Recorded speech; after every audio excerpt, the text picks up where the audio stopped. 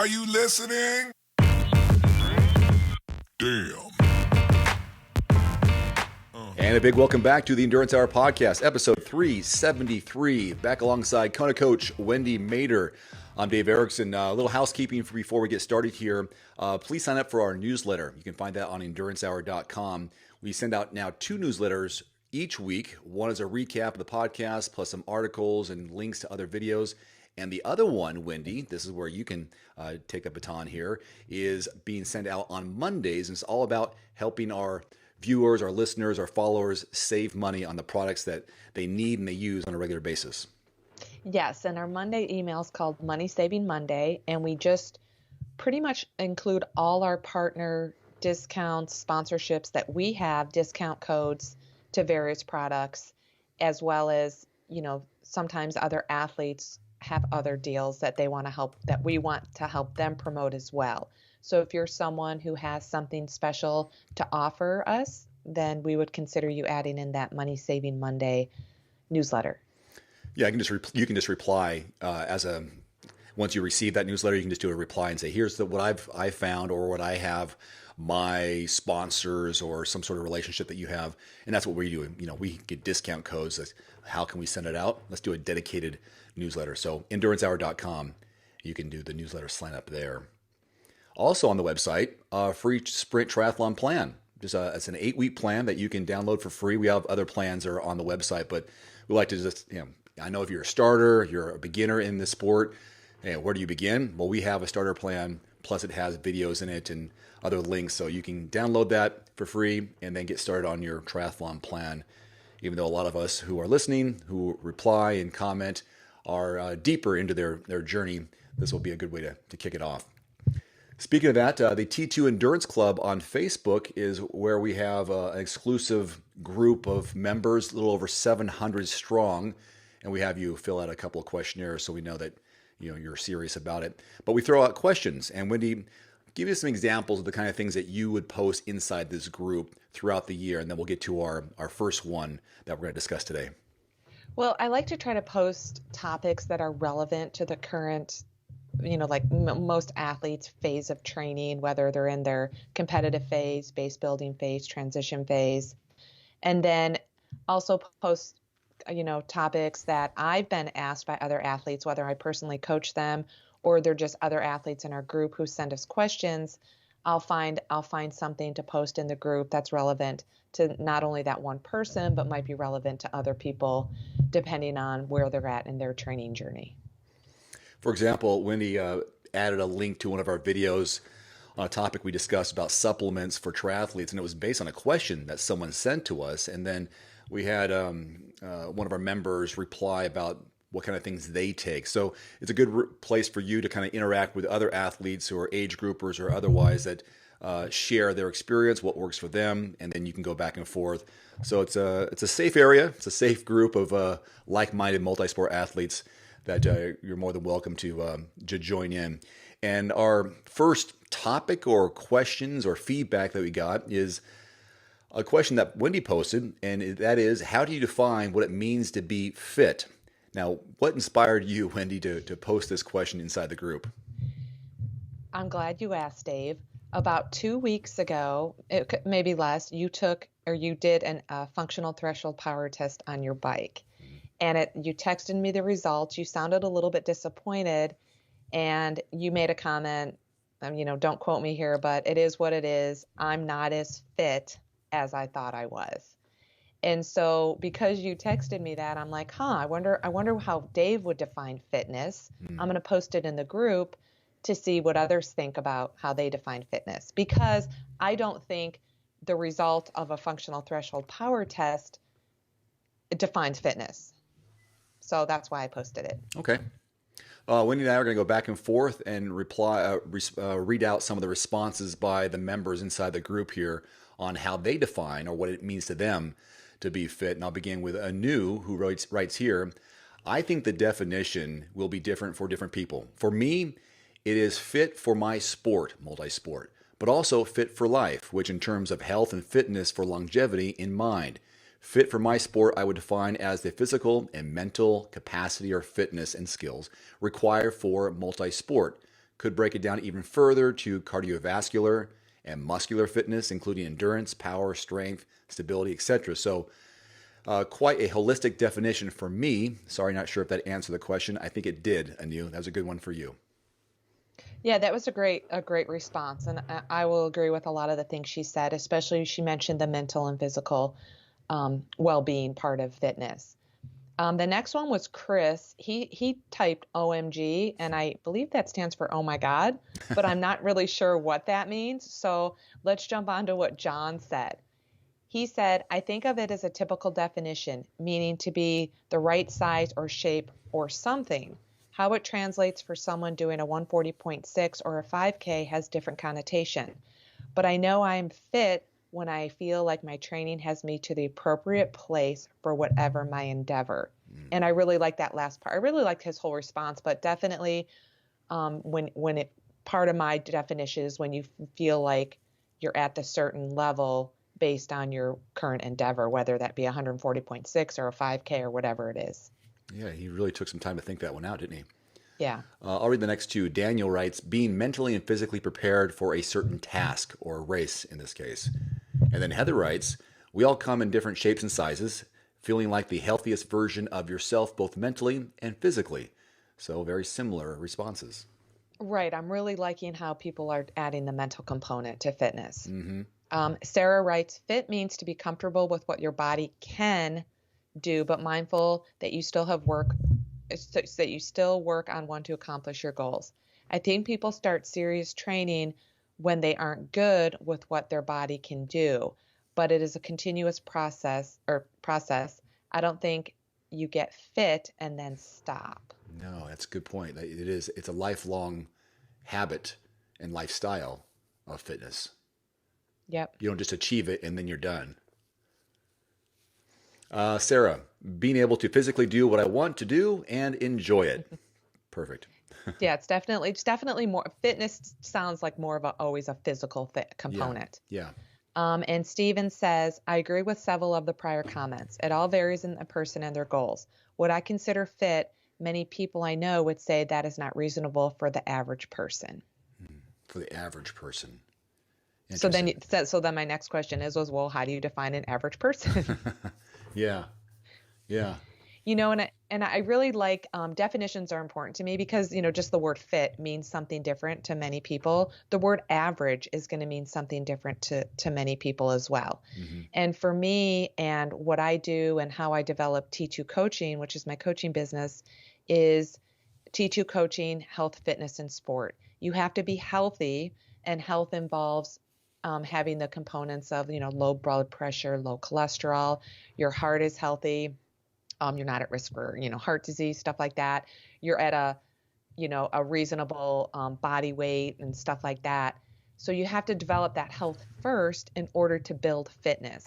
And when I'm thinking of building fitness, I'm just thinking of building endurance and strength first, so you can get fit enough and you're capable physically to maybe complete a mile run or a 5K run, or you can complete, some sort of swim distance or bike distance or whatever your sport needs you to do to be able to do it. And then sport, health, fitness, and then sport. Once you have that fitness, then you can kind of take it to the next level in whatever your sport is. Yeah, this is a question that can really go in a lot of different directions. Yeah. I remember when I was in between being focused on a specific goal or race in mind, and I don't know if I hashtagged it or just said it a lot, was fitness over performance was one of my goals, well over a year ago. And it's like, I'm just looking to be fit. And to me, that meant every day I'm doing something to break a sweat, something that's going to make me feel good mentally and physically about where I am in my life. Helps, when I can take a deep breath and feel comfortable, it's just the lungs are there, the alertness is there. It's the overall, it is the mental and mind and body combination of I feel good about where I am, and again, feeling good is all subjective as well. But I remember thinking fitness over performance. Whereas if you are, leading up to a race, you want your fitness to lead to performance. And I think there's a difference there for me. Right. And this goes back to our conversation we had last week on the podcast about training to perform versus training to finish. Yeah. So when I'm training, and I've been doing this for 30 years, so I have so many different experiences, I know the difference between where my fitness is at before I start a taper. So I want to be at a certain fitness level before I start my taper for my big race. I know where that's at, and that's going to determine kind of, am I going more on the going to finish standpoint, or am I going to perform?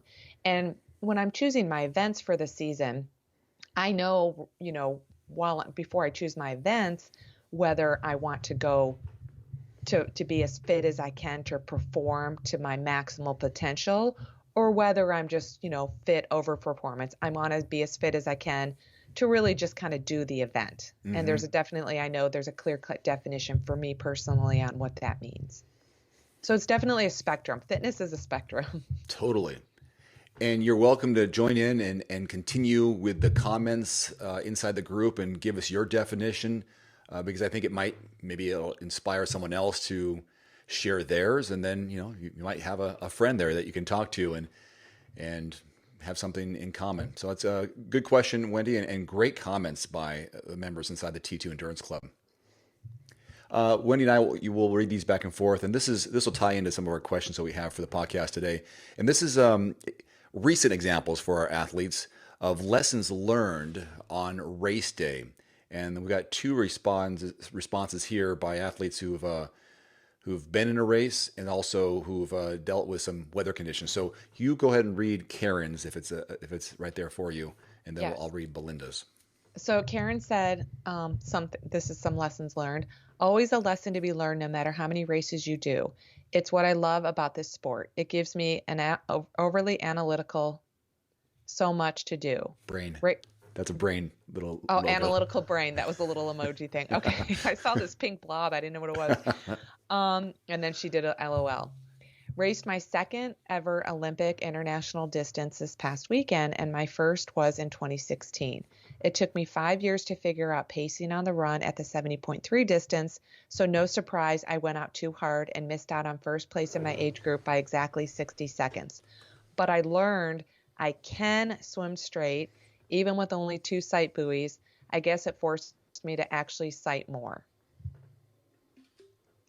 Can you relate to any of that? Yeah, the pacing thing, Yeah. I'm still trying to figure out the pacing thing. For me currently in the most recent years, because I've been, into Ironman distance racing, is so the pacing for the marathon in an Ironman. There's been years where I come off the bike and I just feel heavy and awful. And then that goes away and I end up feeling pretty good, midway through the marathon. And then in contrast, there's, times where I've felt phenomenal coming off the bike, and I feel like I'm trying to hold myself back because I know what can happen the last, 10K, 8 miles of an Ironman marathon. And then that still happens because I didn't hold myself back enough. And so I'm still working on my pace to have that perfect execution marathon for me in the Ironman, which means that I limit the struggling the last, 10 to 12K of the marathon.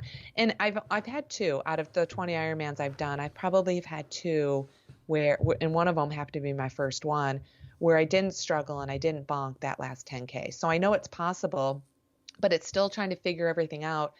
And it just goes back to, the training you're doing, the pacing on the swim, the pacing on the bike. It all just blends together, as well as the mental motivation and the mindset of how you can self-talk your way into just dealing with that suffering and pushing through it.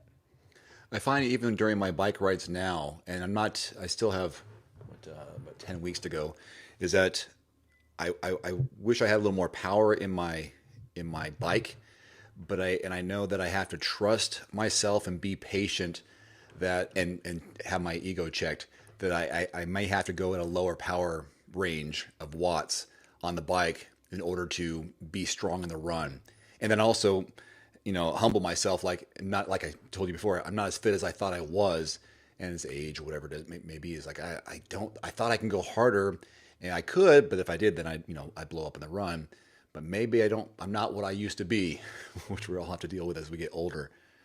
And to me, it's just like and like you're kind of saying here is that you gotta trust what you're doing will work and be patient because it is a long day. Any one of these things probably feels like it's a long day, but when you get to the half and the full distance, it really is a long day, and you don't really realize the rewards of your patience until hours later.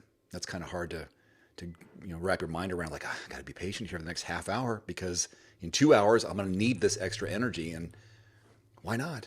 You're in the moment. It's hard. Right. And I just want to quickly comment on the FTP. So one of my strengths as an endurance athlete is I can hold a higher percentage of FTP power on the bike for long duration. And that's, one of my strengths as an Ironman athlete.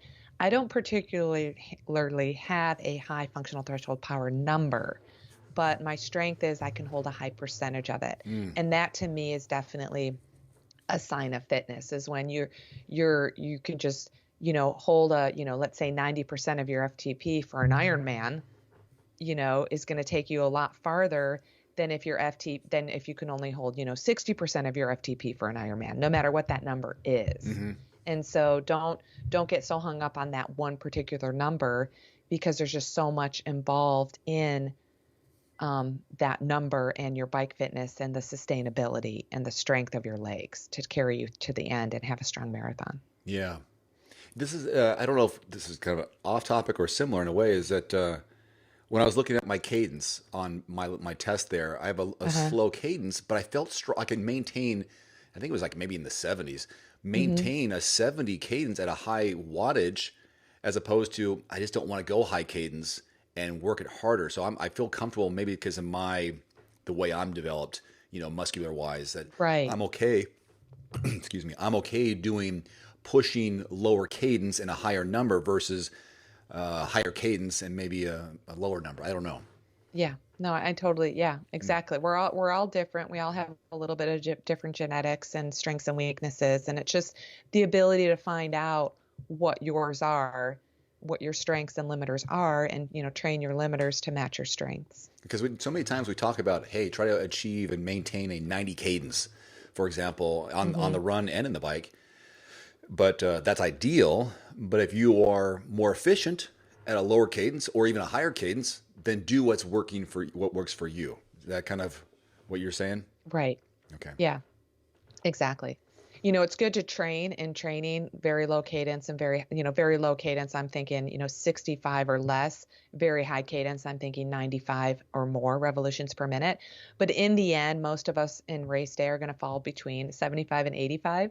I know this is a totally different topic, but it's important to know, it's important to train both to see where you're at from a power perspective, from a breathing standpoint, cardiovascular standpoint. And then in the end, as you get more knowledgeable and educate yourself about what that all means, you're going to, hone in on what's going to make you go the fastest on the bike, depending on your race. Yeah. And how your muscles respond. And being most efficient. Yeah. Efficiency. Right. This question was sent in to us from Pete. He writes here, I have an extensive running background, marathons for the past 20 years, and I want to compete in an Ironman. My limiter is swimming. I can run a marathon yet struggle with breathlessness after swimming 25 meters. How does someone who's great at running and that kind of cardiovascular system have a problem with breathlessness swimming such a short distance?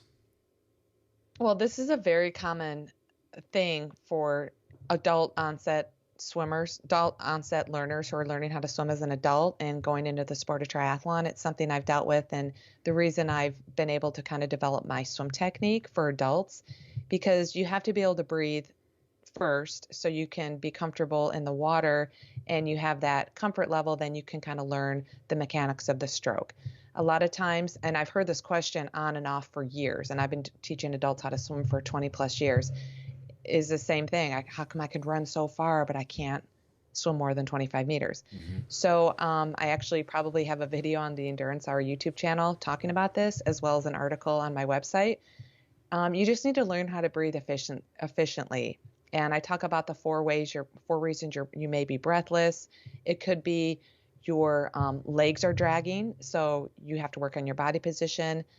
It could be because of not exhaling. The timing of your exhale and inhale is off. You could be kicking too much. Large muscle groups use more oxygen, and that's going to cause some breathlessness. And so the best way for you to kind of help dial in what specific issue you're having is to send me a swim video for analysis. It's free. You can go to the Endurance Hour website, click on the link that says free swim video analysis, and it'll give you the details of how to film yourself, send to me. Because once I see you, I'm going to know what is the cause of you being breathless. And then I can give you drills and things to think about to help you figure out the breathing, because it's a lot of times that, there's only so much I can do on deck to help an athlete with their breathing. I can just give you a lot of tips and pointers and stuff that you can think about. And it's often usually a quick fix. As long as you know what you need to be thinking about, it's a quick fix, because once you learn how to breathe, like I already said, you can learn the mechanics of the stroke that much easier. Great question, and good luck with your taking on an Ironman or hoping to complete one after being a long-time runner from Pete.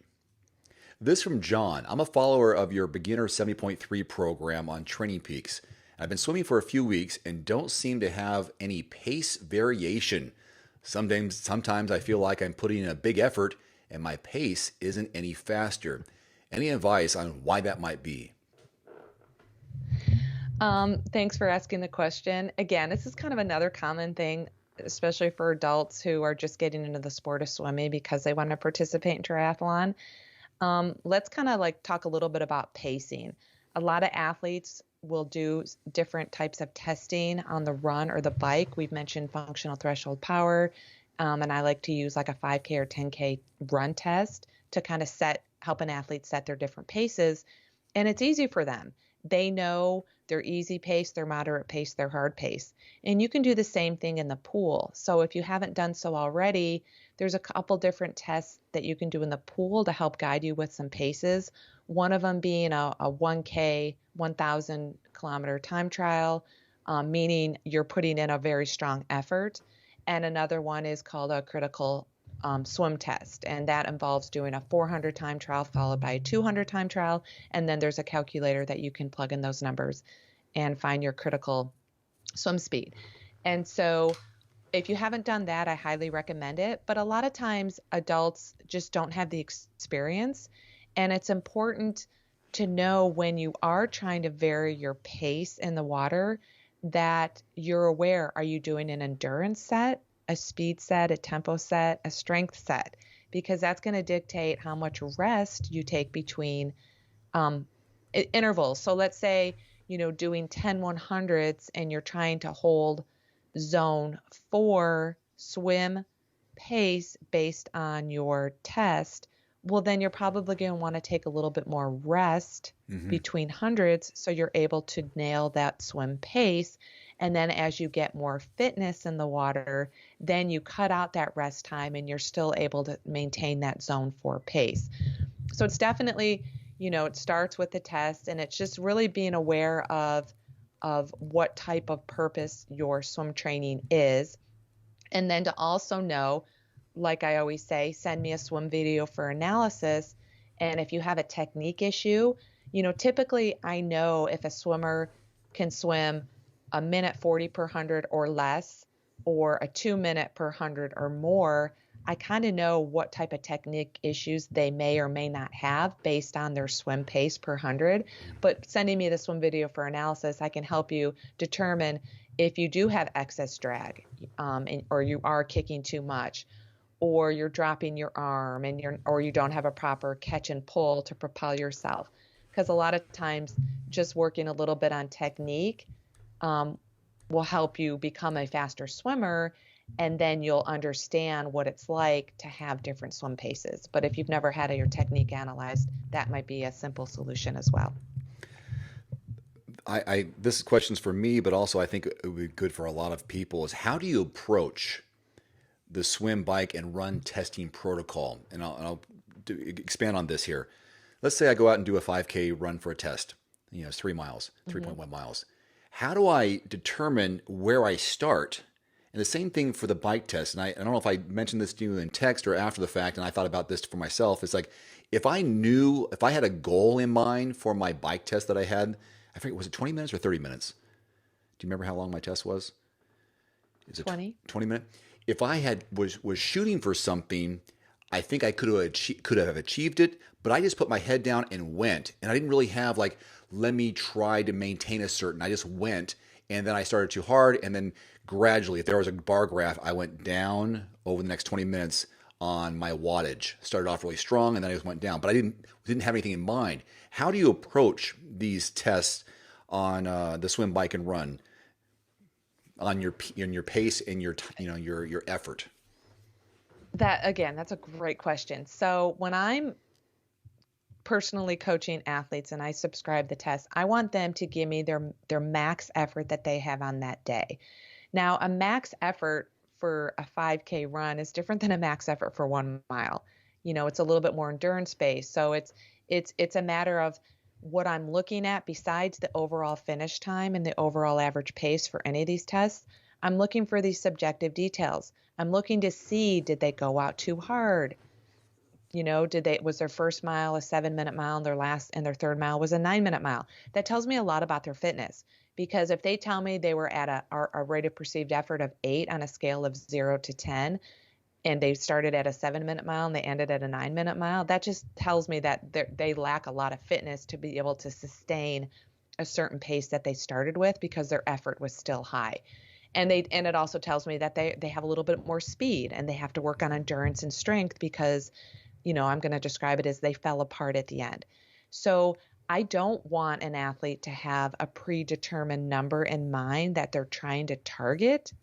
Someone like you and a lot of other athletes who have done testing before might have a general idea, but I don't want them to be focused on that. I want them to be more or less focused on that effort. Again, I'm a person that loves rate of perceived effort, and then see, based on their effort, see what the numbers say and gives them that feedback. Did they go out too hard? Did they have too much at the end? Because a lot of athletes who are inexperienced sometimes come back to me and they say, oh, my RPE was 6 to 7. And I'm like, okay, the test wasn't valid because I wanted your RPE to be 8.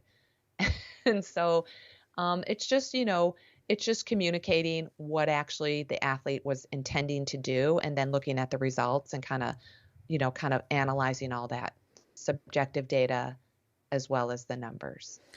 I'm thinking. Did that answer your question? Kind of. I'm worried about blowing up too fast, like with that bike test that I did. If I want to do it again, which I do want to do it again, I kind of I almost need that carrot in front of me to strive for it, and I feel like I can do anything if I see it. If I just go on effort, it's like the number tells me I'm looking for the number. I can work hard, and maybe I'll just increase my my cadence, or I'll lower my cadence. I feel like I need to see I need to know a number to shoot for and to see if I can maintain it. Let's say for the 5K, I would go out and try to achieve, after a warm up, of course, 7:30 or less, or definitely if I can do that. And I don't want to blow up, but I don't want to go 8-minute pace to begin with, because that'll be too slow for only 3 miles. 7, probably too fast. Trying to find is there some indicators in a person's training where they can pace their RPE of 8 throughout the swim, for example, which will probably be a 15 to 18-minute swim. I don't know, depends on how fast they are. But you don't want to blow up, but you want to also have the same effort left on the last as you did the first. Well, I mean, that's why you do it, you repeat it. So in your case, I'd say you did this functional threshold power test and you weren't happy with the results, and this is how you performed it. This is your execution you described. Go do it again and have a different execution plan. See what happens. You also don't want to get a fake number. You don't want to force yourself and push yourself to a point where, let's say, we felt that the test you just did was valid, and let's just throw out a number. I'm just going to say your watts were 200. And then, let's just say now you force it and your watts are 300. Well, I mean, is that realistic? if your watts ended up being 300, theoretically 95% of that number is your power that you can sustain for an hour. How realistic is that? So you don't want to force it just to feel good that, oh my gosh, I was able to do this. I mean, of course you should feel good to be able to hold 300 watts for 20 minutes, but at the same time, you also want to really make a mental note. Is that realistic? Can I really hold this wattage, 95% of that for an hour? Is this realistic? Or was just just a push grind and, oh my gosh, I accomplished my goal. It was a challenge. I did it. Check it off as a 20-minute maximal effort. See, So you just want to be realistic and honest about what you're trying to accomplish.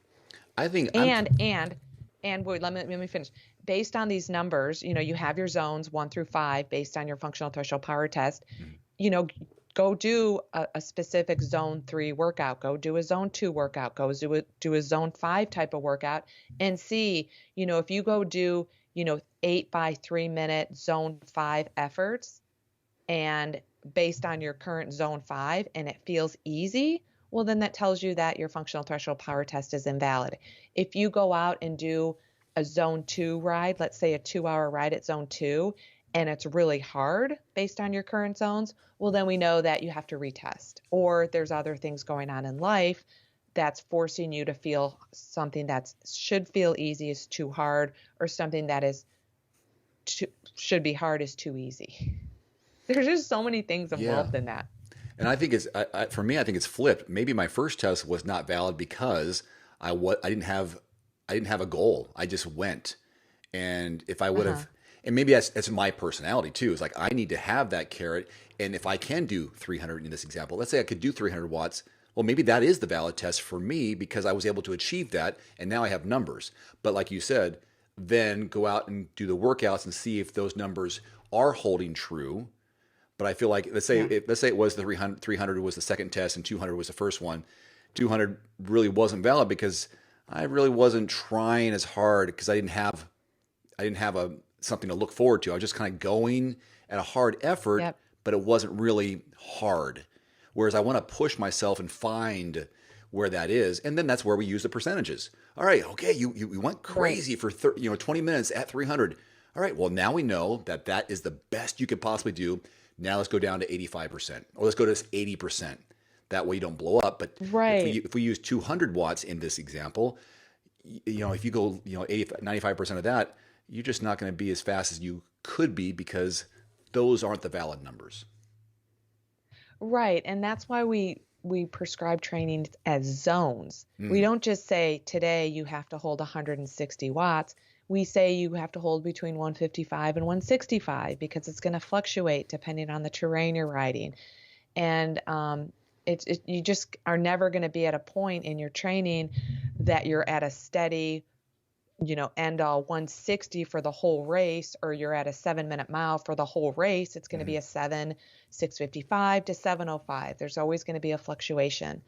And so it's really just important to really, again, that's why I like people to keep a training log with subjective details so they can tell me how they felt and how they thought they executed. And then we can kind of go look back and see the numbers and see previous experience and what their goal is in the future. And that's the art of coaching, is trying to help athletes figure all this stuff out. We're that objective person looking from the outside about what's going on and asking the right questions to determine what actually happened on that specific training day or that specific test day.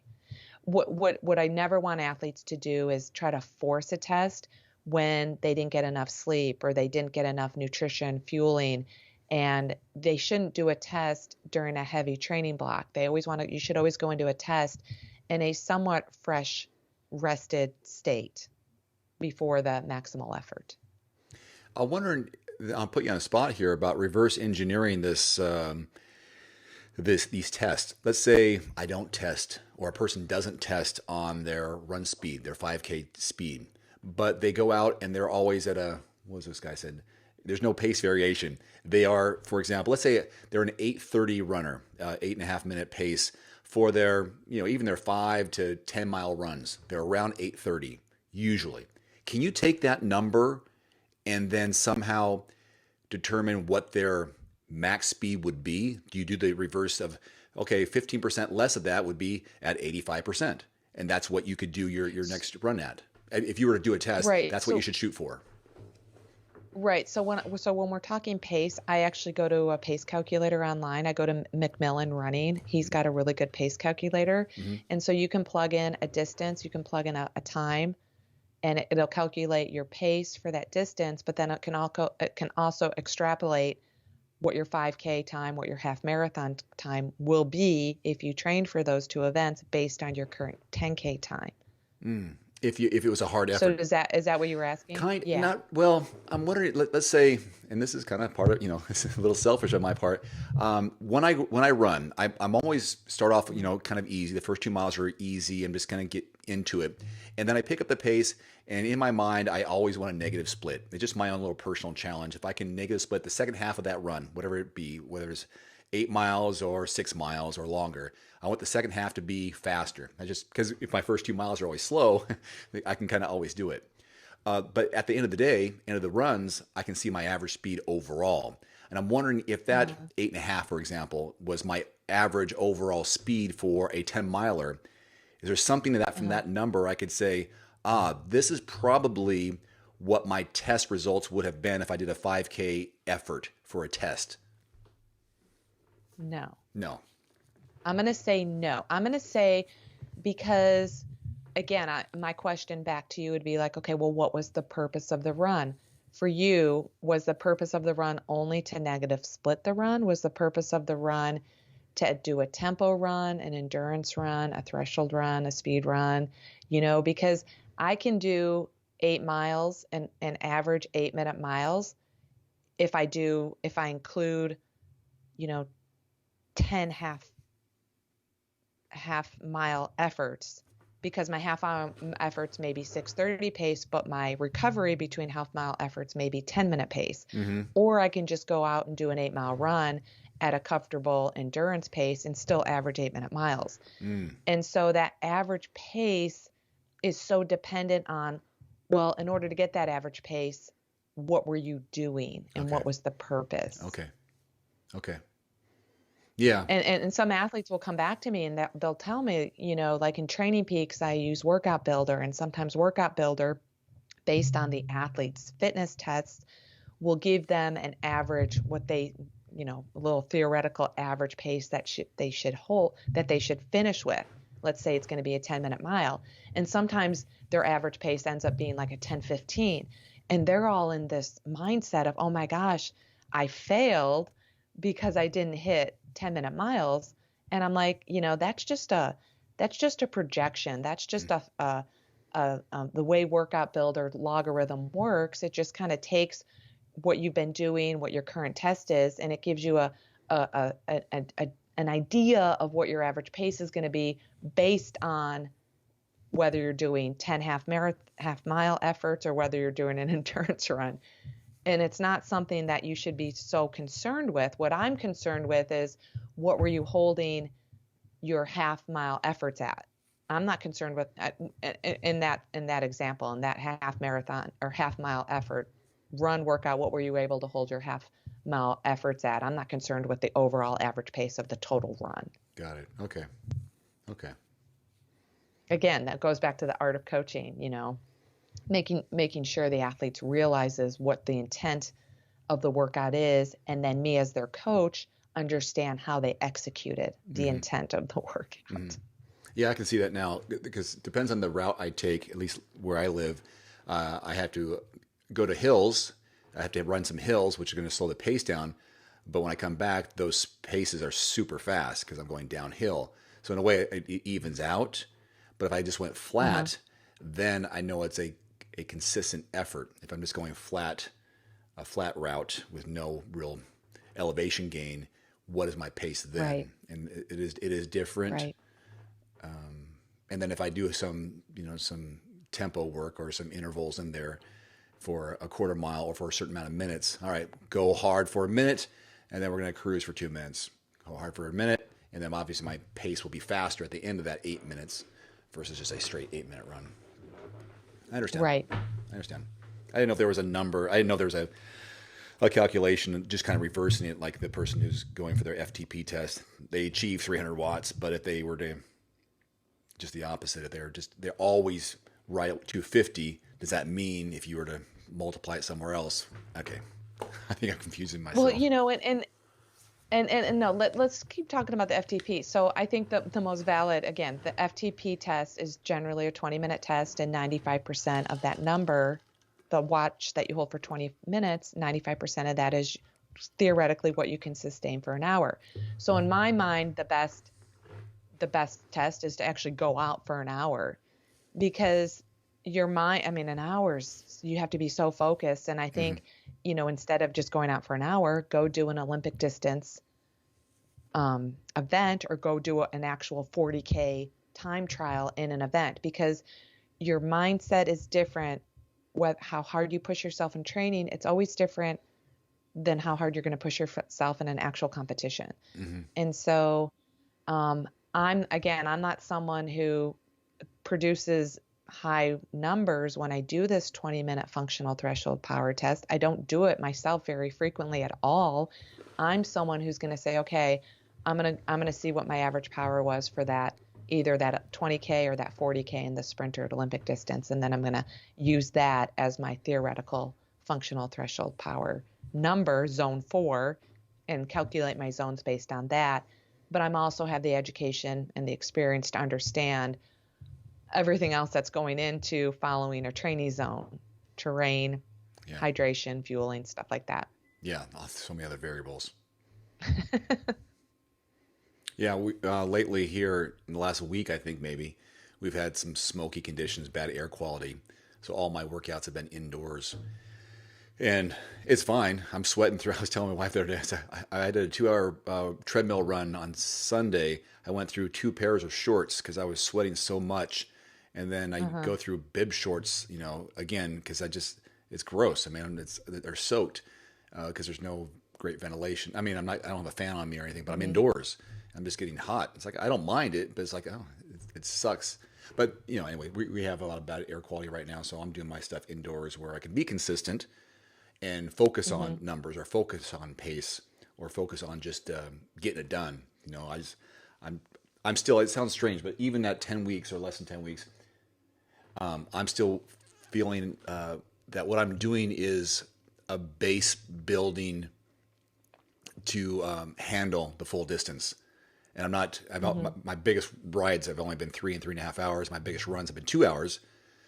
But I still need to continue building the muscular endurance to withstand longer rides or longer runs, because it's been a while since I've done a full. And where am I at with is this still some of the base building? It must be, right?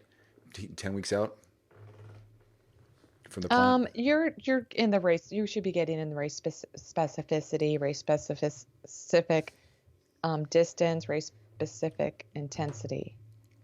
Okay. At least, 10 weeks out, I'd say right now you're kind of more, at least I know the plan you're following is within that scope of building the volume, also with race specific intensity. Yeah, I still have a lot more volume to add in there with some of these bigger weekend rides and runs, which I'm looking forward to, especially with the runs. I want to see how long these 15 and 16 mile runs. I'm actually looking forward to those, just because that's the race. Good. That's the race. With that, we're going to wrap this podcast up, 373. So I don't have any final thoughts or things to mention here before we close it up. No, just, submit your questions, join the T2 Endurance Facebook group, look at all the videos we've produced on the Endurance Hour YouTube channel, because a lot of times we produce so many videos, a lot of times athletes will ask a question that we've already kind of discussed in either a former podcast or one of the videos. But it's always great to continue to answer the kind of the same questions, because we have more experience since the question was asked before, and we have more feedback from our athletes in our T2 Endurance group, as well as athletes that I coach. So please, continue to submit the questions and let us know how we're doing. With that, thank you so much for listening to this episode 373 of the Endurance Hour podcast. I'm Dave Erickson alongside Wendy Mader. Have a great week of training, racing, and recovery. We will see you back here next time. Adios. Adios.